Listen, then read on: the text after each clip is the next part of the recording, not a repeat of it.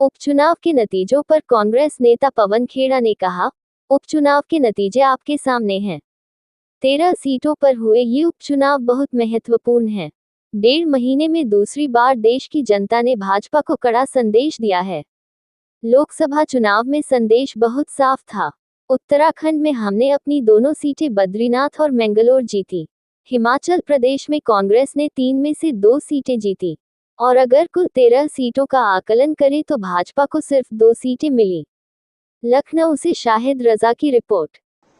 1.5 महीने में 1 महीने में समझ लीजिए दूसरी बार भारतीय जनता पार्टी को देश की जनता मजबूती से कुछ संदेश देना चाहती है।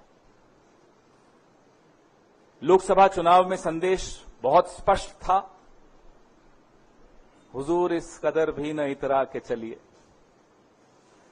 अब 1 महीना हो गया, लोगों ने देखा रवैया में कोई फर्क नहीं है, अभी भी वही ऐंठ, वही घमंड, वही अहंकार।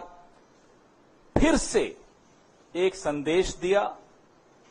उत्तराखंड में हम दोनों सीटें जीत गए, बद्रीनाथ की भी और मंगलोर की भी।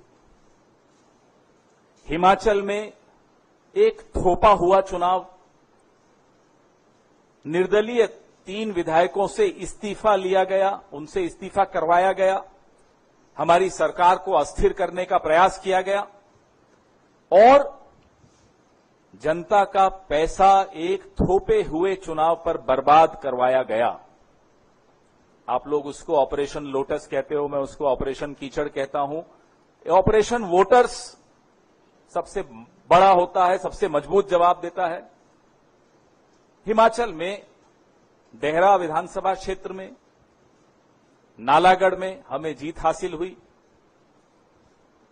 हमीरपुर हम हारे हैं, लेकिन ये तीनों सीटें ऐसी हैं जिसमें असेंबली इलेक्शन में, विधानसभा चुनाव में इंडिपेंडेंट जीते थे, कांग्रेस नहीं जीती थी। इस बार कांग्रेस ने 3 में से 2 जीत ली।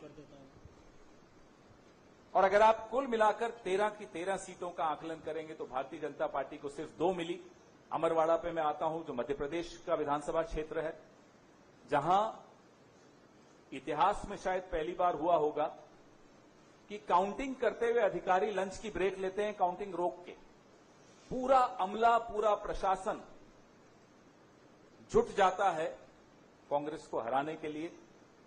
जो व्यक्ति पिछला विधानसभा 25,000 से जीता, भाजपा में जाकर अब बड़ी मुश्किल से जीत पाया है। जनता देख रही है।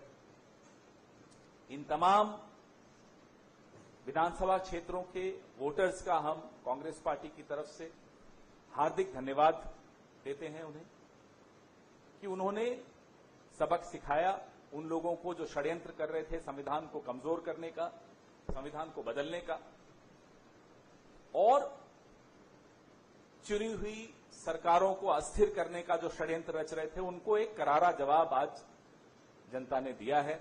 सबसे पहले उनका धन्यवाद।